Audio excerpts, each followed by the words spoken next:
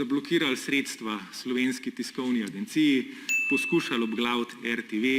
spustili Madžarsko v drugi tir, sprejeli zakon o 780-milijonski nabavi orožja, prepovedali referendum, nekemu reperju kar tako vzeli status samozaposlenega v kulturi, kar je tako, kot da bi Furs nekomu zablokiral firmo, ker pač reče nekaj proti vladi,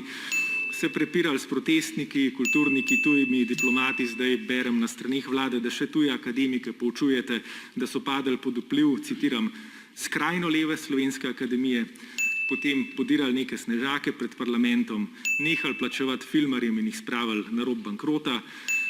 imenovali prijateljico Roka Snežiča za direktorico Nacionalnega preiskovalnega urada, imenovali občinskega svetnika SDS iz občine Straža za direktorja Urada za preprečevanje denarja, razglasili Donalda Trumpa za zmagovalca ameriških volitev, glasovali proti resoluciji Svetovne zdravstvene organizacije, ki bi zagotovila humanitarno pomoč Palestincem v krizi, šli kupovati orožje v Izrael, tvitnili po 100-krat na dan,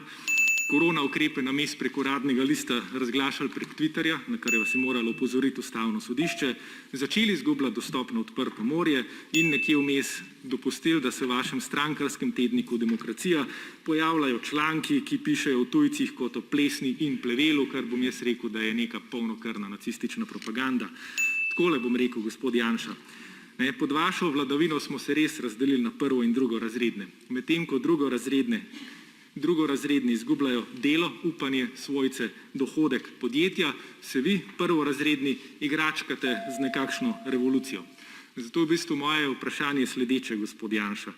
A si vi sploh želite čimprejšnjega konca te epidemije, ker zdi se mi, da vam stanje tako, kot je, naravnost ustreza?